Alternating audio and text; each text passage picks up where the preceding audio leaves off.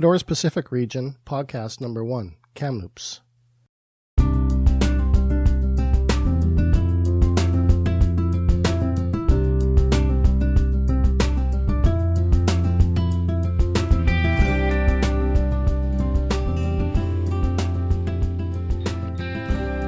The Kamloops Aerodrome is located in south-central British Columbia at the eastern end of Kamloops Lake and at the western end of the city of Kamloops. Runway 0826 is asphalt, 8,000 feet long, and 148 feet wide. Runway 0422 is asphalt, 2,780 feet long and 49 feet wide. The aerodrome's elevation is 1,133 feet. It is situated at the junction of valleys running to the east, west, and north, within mountainous terrain to 6,500 feet. The aerodrome sits in a Class Echo control zone within 5 nautical miles to 4,100 feet, with Class Gulf surrounding that. The circuit for the main runway is to the north, with runway 26 having right-hand circuits. Runways 04 and 22 are also right-hand circuits, and there is a published night circuit procedure.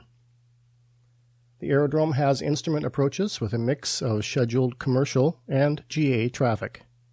It is served by a flight service station staffing a mandatory frequency. In this episode, we have 3 Cador's reports occurring at Kamloops to discuss. I'm Brad Crockett, a private pilot flying rented Cessna 172s.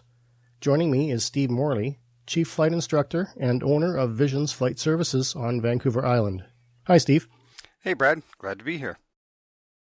Our first report is Cador's number 2015 P2172. Nav Canada reports that on November 14, 2015, at 21:35 Zulu, the pilot of a Canadian Flight Centre Cessna 172P, registration Foxtrot November Juliet Bravo, on a local flight advised of electrical problems while on 5-mile final, runway 27, and indicated the flight would be turning off all electrics. The aircraft was Nordo at that point and landed safely at 21:37 Zulu. That's the end of the report. I noticed the report says that the aircraft was on final for runway 27. I assume they meant 26. Steve, are these reports subject to error? Well, yeah, like anything that's being done by humans, there's going to be the human factor involved. In this case, we probably have 2 humans involved. One would be the flight service specialist at Kamloops. They would have filed the report. Simply could have been a typo on the keyboard. Or the other thing could have been the person at Nav Canada that processed that person's report. They may have done a typo or a transcription of numbers. The other thing to remember, maybe in the past it was runway 0927, and just a memory error may have caused something like that to creep in. The important thing to look at is if you're reading the Cador's report and looking at the airport diagram, it's pretty obvious which runway they're discussing, so it's not a critical omission or error. The report doesn't discuss which types of electrical problems were happening, but I assume they would have turned off the master. With no electrical power on 5-mile final, do you think they would have been set up for the approach, or would they need to make a no-flap approach and landing? Yeah, it's tough to say in this case. Obviously, it wasn't a catastrophic power failure because they were able to make the radio call and inform flight service that they had an electrical problem. I'm assuming it was probably a generator light, either an over or under voltage light, but it's really hard to say at this point. Being on a 5-mile final, be hard-pressed to have, with all the flaps hanging out. That's a pretty long way to drag it in with the flaps. So I'm presuming the flaps were up at this point. It's a long enough runway that a flapless landing is fine. 5 miles is also the limit of the control zone, so I'm not sure exactly what the person was doing. There are 3 IFR approaches at Kamloops. I'm presuming possibly they were following one of those in. That's the only reason I can think of for being on a 5-mile final for that runway at that time. Would you expect flight service to use a light gun at this point? No, I wouldn't. A flight service station doesn't ever clear a pilot to land or to take off, so there's no requirement for a light gun. They are strictly an advisory service. So no, I wouldn't expect flight service to give any kind of light gun. They're really not required to do that. They probably wouldn't have it handy. Only on a 5-mile final, there's not a lot of time to dig one out either.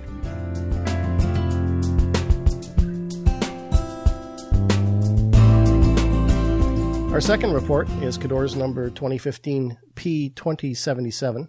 Nav Canada reports that at 20:03 Zulu on February 28, 2015, A Tyler Aviation Cessna 172M, registration Gulf Hotel November Juliet, on a local flight, landed runway 26 and began a slow taxi along runway 0826.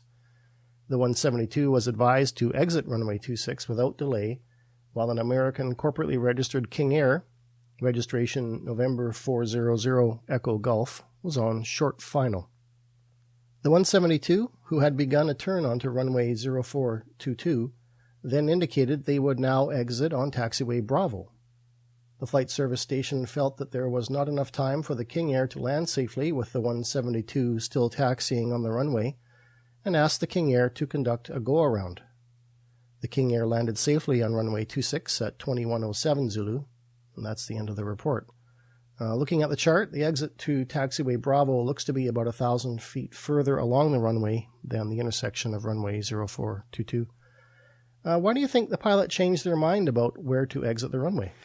Yeah, it's hard to say exactly. One thing I can say, students are taught quite frequently to not exit on runways because they could be active, but to choose taxiways instead. So that's one possibility. The other thing is he or she might have had excess speed. We're not aware of that. They might have tried to turn on 0422 and realized they couldn't do that turn. It is greater than a 90-degree turn. They would be heading back in the direction they had come. So with excess speed, it may have been a hard time to scrub it off and get off of there.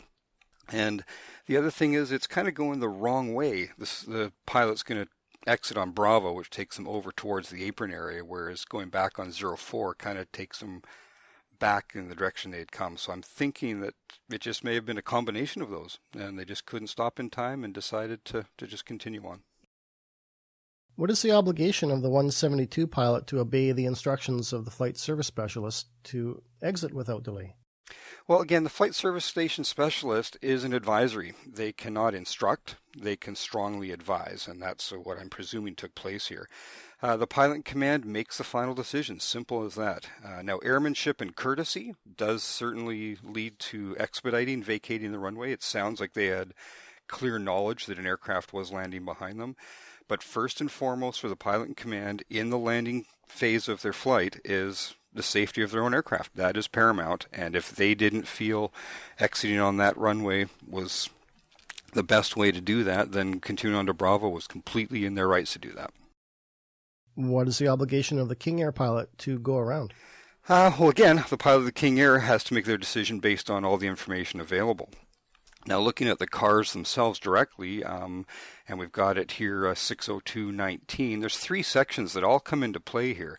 The big thing we have to look at is the 172, were they maneuvering on the ground or were they still landing? So if we look at subsection 7, when an aircraft is in flight or maneuvering on the surface, the pilot in command of the aircraft shall give way to an aircraft that is landing or about to land. So if you consider the 172 as just taxiing, then they had a responsibility to vacate as soon as possible. Now, Section 8, the pilot in command of an aircraft that is approaching an aerodrome for the purpose of landing shall give way to any aircraft at a lower altitude that is approaching for the same purpose of landing. Now, the 172's wheels were already on the ground, but the transition from flying to taxiing is kind of a gray area. And lastly, you can look at subsection 10. No person shall conduct or attempt to conduct a takeoff or landing in an aircraft until there is no apparent risk of collision with any aircraft, person, vessel, vehicle, or structure in the takeoff or landing path. So subsection 10 there makes it clear the King Air had to pull up and go around or do S-turns, slow down, whatever they had to do to not touch the ground until that 172 was clear of the runway.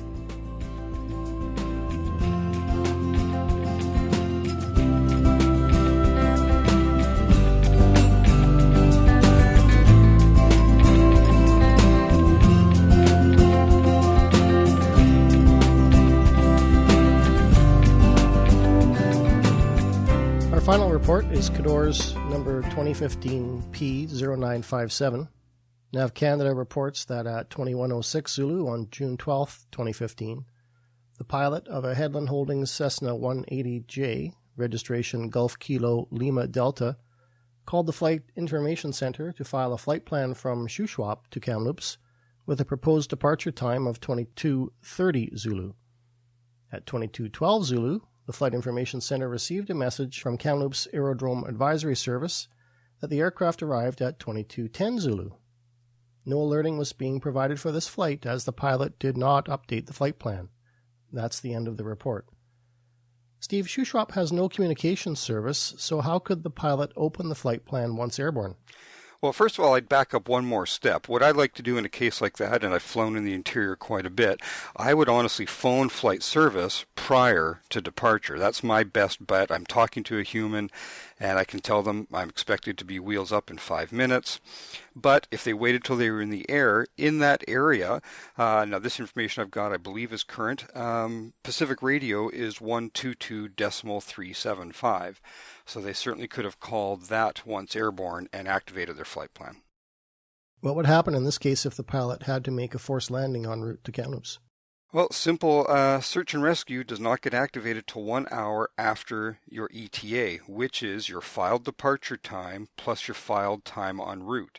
So anytime you deviate from that more than a couple of minutes, you are affecting your own search and rescue.